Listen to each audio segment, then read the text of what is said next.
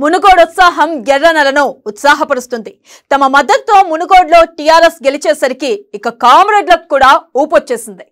ఎర్రజెండ ఎన్నియ్యాలో అంటూ గతంలో తాము ప్రాతినిధ్యం వహించిన సీట్లపై ఎర్రజెండ వేసేశారు. కేసీఆర్ వామపక్షాలతో పొత్తుకు గ్రీన్ సిగ్నల్ ఇచ్చేయడంతో ఫీల్డ్ లో చెలరేగిపోతున్నారు. ఎర్రనలు ఎవరెవరి సీట్లకు ఎసరు పెడుతున్నారో అమ్మా న్యూస్ ఎక్స్క్లూజివ్ గా అందిస్తుంది పక్కా పాలిటిక్స్ స్టోరీ.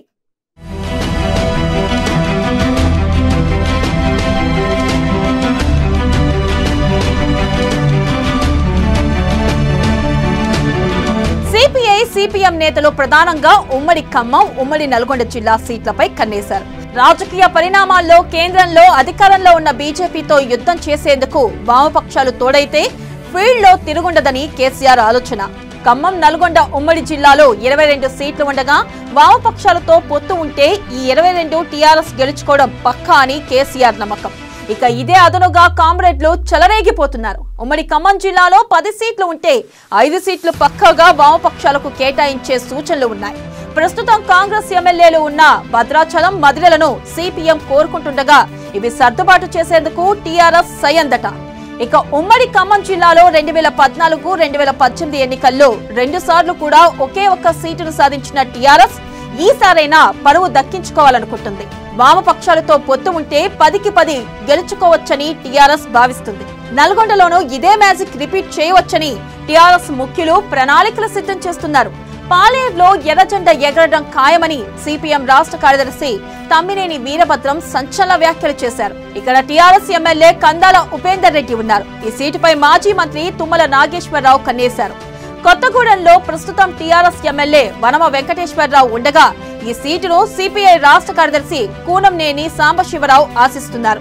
మాజీ ఎంపీ పొంగులేటి శ్రీనివాస్ రెడ్డికి కూడా ఈ సీటుపై కన్నుంది. ఈ ఇద్దరు నలుగురి ఆశలకు గడ్డి కొడుతున్నారు. ఖమ్మంలో సిపిఐ వైరా, కొత్తగూడెం పక్కాగా తీసుకోనుండగా సిపిఎం మదిర, భద్రాచలం, పాలేరు కోరుకుంటుంది.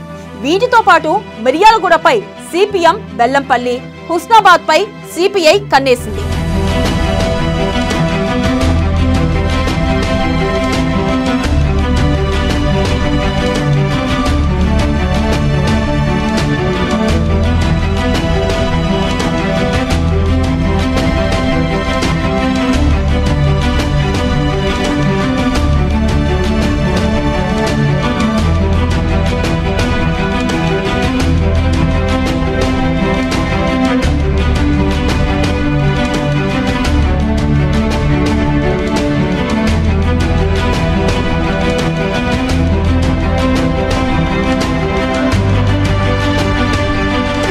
ఎర్రనల రాజకీయం హేమాహేమి లాంటి నేతలను టెన్షన్ పెడుతుండగా సెట్టింగ్ టీఆర్ఎస్ ఎమ్మెల్యేల్లో గుబులు రేపుతుంది.